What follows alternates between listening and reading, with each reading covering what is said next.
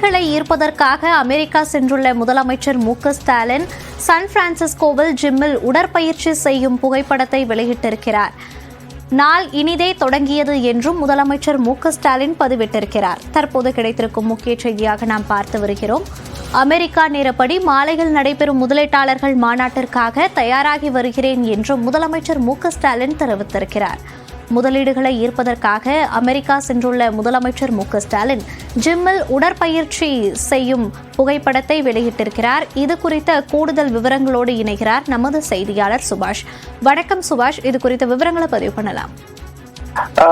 முதலமைச்சர் 17 நாள் பயணமாக அமெரிக்காவுக்கு சென்றிருக்கிறார். முதல் மாநிலமாக சான் பிரான்சிஸ்கோவுக்கு சென்ற அவரை உற்சாகமாக வரவேற்ற வீடியோ காட்சிகளை நாம் பார்ப்போம். அதன் தொடர்ச்சியாக இன்றைய தினத்தில் நமக்கும் அமெரிக்காவுக்கும் ஏறத்தாழ 12-12:30 மணி நேர வித்தியாசம் இருக்கும்.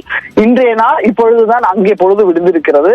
அதனால் இன்று மாலை முதலீட்டாளர் மாநாடு நடக்க இருக்கிறது 29ஆம் தேதி. ஆகையால் இந்த தருணத்தில் அதை தொடங்கும் விதமாக உற்சாகமாக இந்த நடைபயிற்சியை நான் தொடங்கி இருக்கிறேன். காலையிலேயே மாலை இந்த முதலீட்டாளர் மாநாட்டில் உற்சாகமாக பங்கேற்க இருக்கிறேன் என்பதை பதிவு செய்திருக்கிறார் முதலமைச்சர் மு.க.ஸ்டாலின். அங்கே சென்றது அவர் முதலீட்டை ஈர்ப்பதற்காக சென்றிருக்கிறார் என்பதை அழுத்தமாக மீண்டும் ஒரு முறை இந்த பதிவின் மூலம் சொல்லியிருக்கிறார். அதே போல தன்னுடைய உடல் ஆரோக்கியத்தில் எப்பொழுதுமே கவனம் செலுத்தக்கூடிய அவர் எங்கே சென்றாலும் இந்த நடைபயிற்சி செய்வதை வழக்கமாக கொண்டிருக்கிறார். தமிழ்நாட்டில் பல்வேறு மாவட்டங்களுக்கு செல்லும் பொழுதும் இதே போல உடற்பயிற்சி செய்வது, நடைபயிற்சி செய்வதை நாம் பார்க்க முடிந்தது.